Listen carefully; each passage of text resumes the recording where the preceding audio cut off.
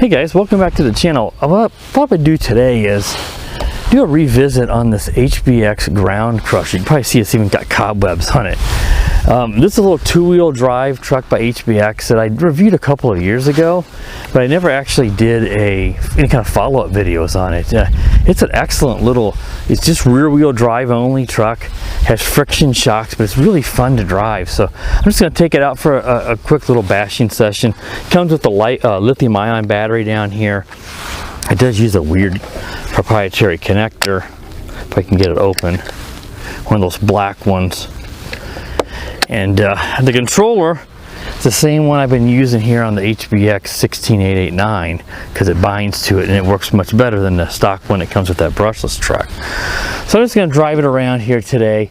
If you're interested in this type of truck, they do have a four-wheel drive version they still sell, a link to, but I don't think they have the two-wheel drive. I haven't seen it. It has a 390 brushed motor in here, so not a really big motor, but for two-wheel drive it moves along pretty good. So I'm gonna bash it around here for a few minutes. I'm gonna get some video with my action camera here on the ground, so I'm gonna go ahead and start recording that. All right guys, so I have my Thea camera on the ground. I want to use that for some secondary footage, so let's go ahead and take it out and drive it around.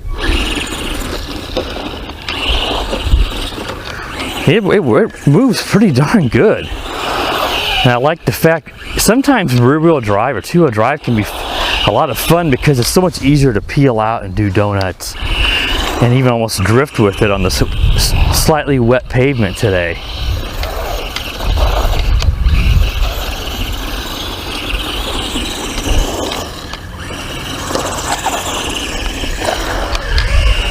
As you can see, it's a nice little truck. I mean, despite having just friction shocks, it really does a good job. It's not super bouncy.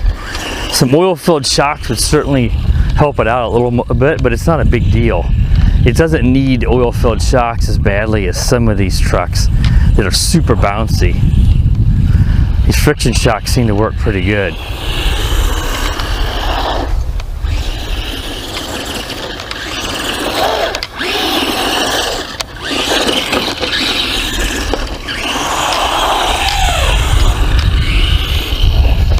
Yeah, it's a fun little truck. One thing I didn't mention a while ago, if I could figure out where it is, and my daughter used to drive this quite a bit with me, just for fun. And one of these little hubs inside of here, I think it was one of the front, I think it was the front, this one here, the front right. It actually busted in there when she clipped the mailbox. And you know, I was like, oh great, because this was a relatively new truck. I couldn't find parts. I finally found a Red Cat one that fits in there. It's identical except for it uses a slightly larger, I believe it was larger, bearing, ball bearing. So I had to use a bushing in there that I have for my old Tamiya kits. So one of the wheels doesn't have a ball bearing, which is not ideal, but it's just like a brass, I think it's brass bushing. But I was just happy I was able to fix this truck.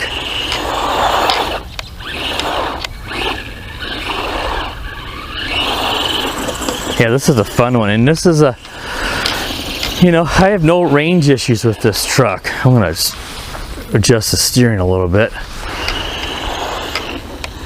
And on the HBX, you know, the 16889, I have a lot of issues with the range, but when I use this controller with it, it works fine. But I am going to swap the controller and receiver on the HBX 16889 with the cheap Dumbo RC one I got in for review. But this one works just fine. I like this controller. It only takes two AA batteries, which is pretty nice for, you know, sometimes you really would worry about range on just two batteries, but it seems to be fine for my needs. Whoa! Oh, thought it was going to go back upright, but no, it stayed on its side. See if I can take it over that hill. Ooh, almost flipped it. Oh, nice.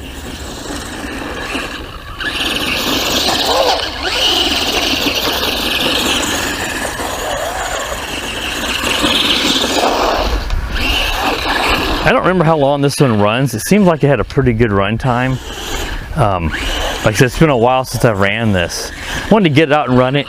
Obviously get that LiPo battery cycled, that lithium ion I should say. You could easily swap those connectors. I know David does that a lot in his stuff. Switch it to a red JST or even a Dean's plug if you wanted to.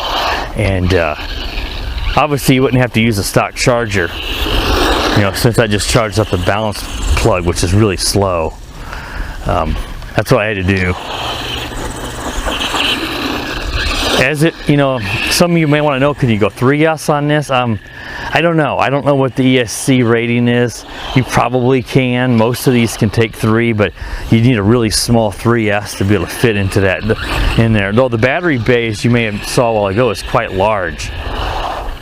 So there's room. You just need to be a really small 3S pack. And of course, you're going to have to swap the plugs. So that's a really simple thing to do.